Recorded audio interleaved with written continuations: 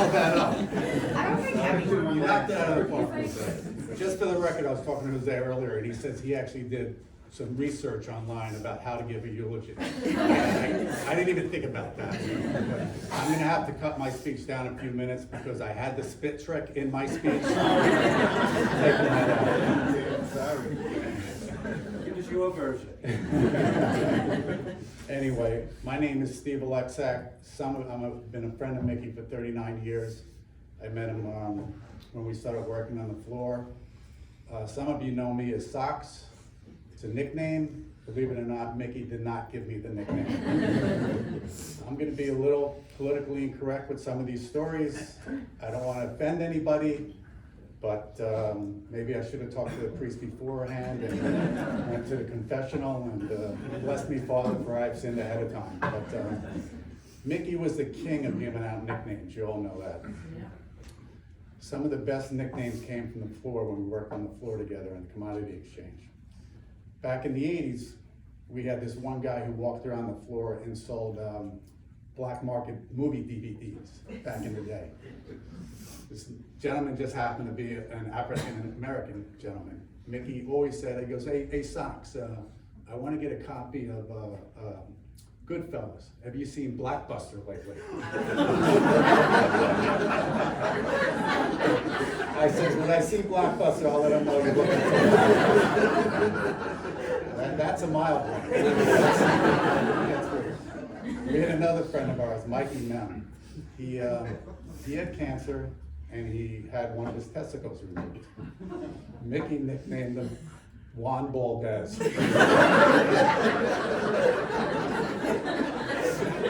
And it was all good fun. These guys were always in on the joke, and it was a badge of honor to get a nickname from Mickey.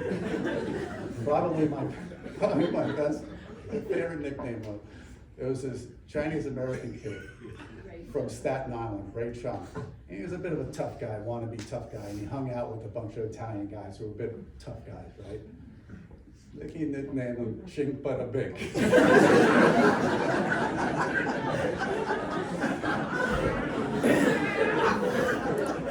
It's not the half of it. Chink Bada Bink fell in love with a girl from Staten Island. This girl, I think she was Italian. She might have had a little Chinese in her. Mickey nicknamed her Wonton Parmesan.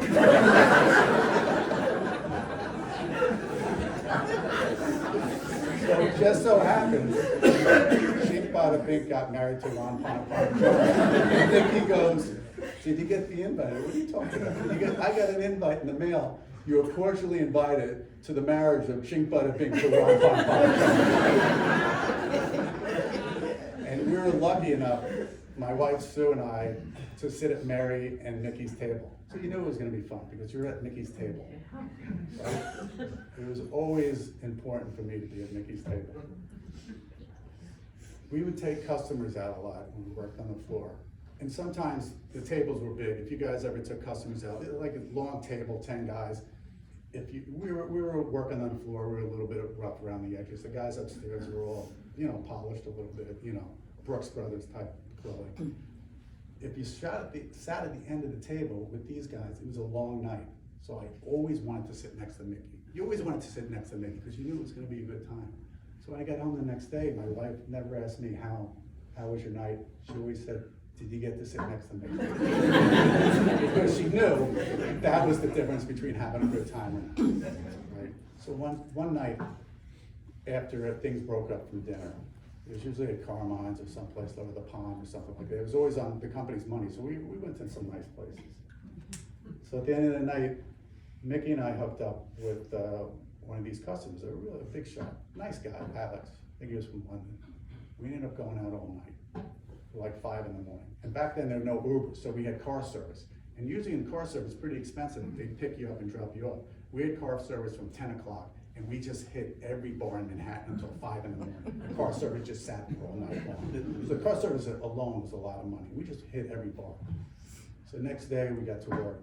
We had to hand in our receipts. The owner of the company, Andy Saban, looks at me and goes, what the hell is going on? Who told you to spend this kind of money? You guys never again, you're not taking customers out anymore. That's the end of it. 2 days later, this customer calls up Andy Saban and says, I'm flying back, I gotta go to DC in about a month, but I'm making a special trip in New York because I wanna go out with Mickey again. After that, Andy saved and said, here's the company credit card. You can take out anybody you want. Again, you always wanna be at Mickey's table. It makes the difference. So one time, Mickey was supposed to take out some customers, and one customer at the last minute, the guy couldn't go out, and he was taking him to a Mets game. So Mickey's like, come on, let's go. He just got backed out. So we drive over to the Shea Stadium and sitting in the parking lot because it's raining out. So there's a rain delay. So we're sitting there drinking some beers in the car. Finally, the game gets canceled. So Mickey's like, come on, let's get out of here. I'm gonna take you over to Flatbush Avenue, to my own stomping grounds. So we went over to Flatbush Avenue. We hit every bar along the way. The Cuckoo's Nest, Gallagher's, Night Owls, Greenfields, James Patches and Clifford's, every single bar along the way. And everywhere we went, Mickey. He knew everybody in every bar. I didn't spend a penny that night. You're a friend of Mickey's, I'm buying you a beer. You're a friend of Mickey. All night long this went on. The last thing I knew, we're in a bar drinking. Next thing I know, I'm waking up on a couch. And I think I'm at, what was the address here? 136 out in the Rockaways at the family compound. I'm waking up on a couch, and about from here to Mary, sitting in a chair, it's kind of like that. It's Mickey's mom, smoking a cigarette. She goes, you must be one of Mickey's friends. You look like you could use a cup of coffee. One of Mickey's friends. Just one of Mickey's friends. But anyway, so those days ended on the floor, and we were both out of work for a while. And then Mickey calls me up one day and he goes, hey Steve, I just saw it in the paper. We can go park cars over at Rutgers football games. We're all big time commodity brokers, and Mickey's talking about parking cars at a Rutgers football game. I go, I'm in, Mickey. When do we go? So sure enough, we go there, and we got assigned the parking lot where the players' families park their cars. So we're there, telling people where to go. 2 hours later, about an hour later, like, where's Mickey? Where the hell is he? Walking around. He's tailgating with the quarterback's family. They go, Stocks, come on in here. This is the Savage family. The guy, Tom Savage, ended up going on to become an NFL football player in a 5 or 6 year career. And the father was there, the brothers, the cousin, and the grandfather. The grandfather loved Mickey. So there are about 8 home games. So every time, we couldn't wait to we're getting paid $8 an hour. We couldn't wait to get back to these games because we would just go straight to the tailgate and start drinking. I would not have done that with anybody else. If anybody else called me, I'm like, what are you insane? What are you crazy? But yeah, I'm telling you, we took some road trips together. Gary, his old neighbor from the Belmead neighborhood, we took a road trip to Notre Dame in an RV. I went down to Myrtle Beach with Mickey, played some golf. Played a lot of golf with Mickey. I was actually, me and Beanie were the last ones to play golf. I'm sure a lot of you have heard the story.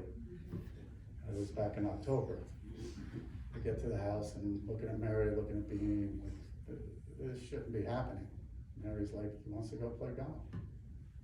So we go out and we start playing. And it's obvious, he can hit the ball, but when the ball goes in the hole, we have to pick it up for him, give it to him.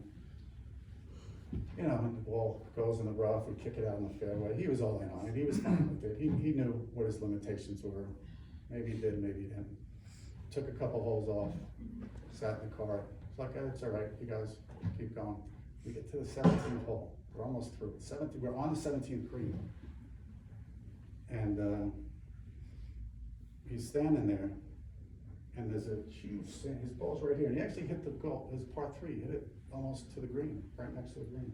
It's this huge sand trap right behind me. I mean, a big one. If you're a golfer, it has teeth on it. It's one that falls off like 4 feet, really falls off. And he's standing there, I'm looking at him, I'm like, shit, sorry, I gotta get over there. I get to move it. I go, Mickey, wait a minute, I gotta get over there. And as soon as I turn my back, he just goes back into the sand trap, falls down and turns over. And I go, Mickey just fell in the sand trap. We gotta turn him over. We thought he was dead. Both of us thought he was dead. He just had that look in his eyes. He wasn't moving at all. Finally, he comes to a little bit. He starts talking a little bit, but he was pretty shaken up. He was pretty bad, but it's something he wanted to do. And luckily, we were right near the road. I go, hey, what do we do? He goes, call 911. What do you mean? What do we do? We called 911. They came, took him to the hospital. He was there for about 3 days or so. You know, he was bad as it was, and that didn't help things. So then he called me. You know, a couple days later we talked. And he goes, Stevie sucks. Well, I didn't get to finish. When are we gonna finish? Because I know, Mickey, we were so close to 17 hole, you know, we were so close. But anyway, I'm gonna miss Mickey, and I got to see Mickey. That was in October. I would go over his house every couple months, sit there, we'd talk for 3 or 4 hours, 2 or 3 hours, had some ice cream. Mary would make us some sandwiches and just talk, mostly talk old stories, sometimes new stories. Mickey would always have one of these, you know, one of these stories, always with the hair. But we had some nice visits. I got to see him, the last time I saw him was June 30th. We had a really nice visit, like a super nice visit, Mary. So I have to apologize to you because I did something very selfish after that. About a week later, you called me up and said, if you want to see Mickey again, you gotta come soon because he's not doing too good. I'm not sure, she said, I'm not sure if he's gonna know you're here or not. But if you wanna see him, you gotta see him. And I couldn't do it. Because anytime I've ever been with Mickey, I've laughed my ass off, and I knew I wasn't gonna laugh that bad. So I apologize, I never came to see him that last time. But I know I'm gonna be sitting at a table with him one of these days again. We're all gonna be sitting there, and Mickey's just gonna be making us all laugh. Because that's what he did. I've known Mickey for almost 40 years, and he made me a better person. He made my life better. I just wanna thank you, Mary.